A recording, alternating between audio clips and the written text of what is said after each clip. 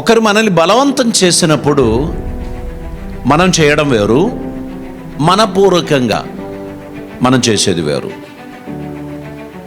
దేవుని ప్రార్థించడం కానీ, ఆరాధించడం కానీ, ఏదైనా ఒక social activity, suppose charity work, ఇతరుల బలవంతం చేత మనం చేసేది వేరు. మనం సొంత మనసారా విల్లింగ్నెస్తో మనపూర్వకంగా మనం చేసేది చాలా ఆశీర్వాదకరం.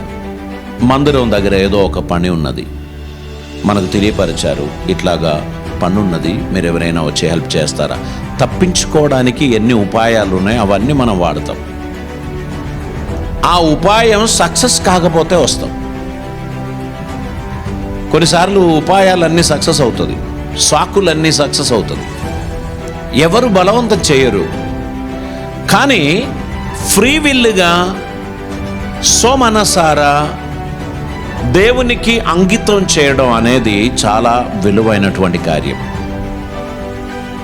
ఇది దేవుని పరిచర్యలో ఉన్న సేవకులందరూ గుర్తుపెట్టుకోవాలి, నాయకులందరూ గుర్తుపెట్టుకోవాలి, వాలంటరీగా హెల్ప్ చేస్తున్నటువంటి వారందరూ గుర్తుపెట్టుకోవాలి.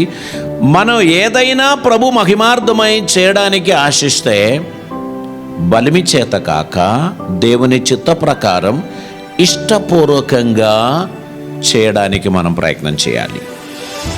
ఇష్టపూర్వకంగా రావడం, ఇష్టపూర్వకంగా లేవడం, ఇష్టపూర్వకంగా ఇవ్వడం, ఇష్టపూర్వకంగా చేయడం, ఇష్టపూర్వకంగా మనము ఇన్వాల్వ్ అవ్వడం, ఇందులో ఎవరి ప్రమేయం లేదు.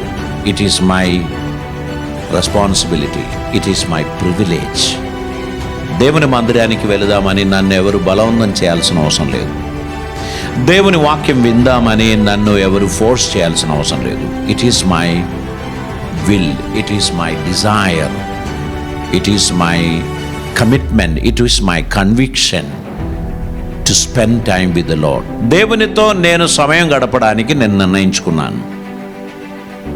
ఇది కొంతమంది ఒక ధన్యతగా భావిస్తారు.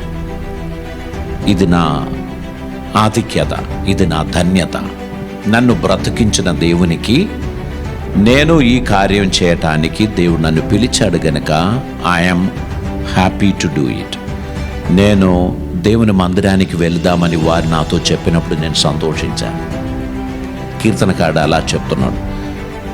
వేరే ఏ మార్గం లేదు గనక పోవాల్సి వచ్చింది అనేది వేరు, ఇష్టపూర్వకంగా వెళ్ళడం వేరు. మనం ఏ కార్యం చేసినా ఇష్టపూర్వకంగా చేయడంలో ఒక బ్లెస్సింగ్ ఉన్నది.